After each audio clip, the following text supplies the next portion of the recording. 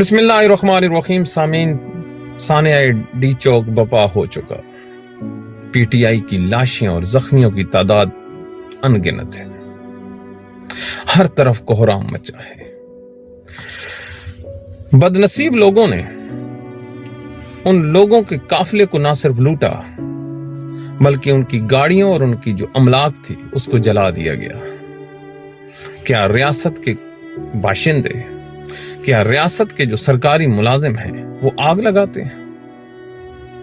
क्या मिला इन्हें ये आग लगा के?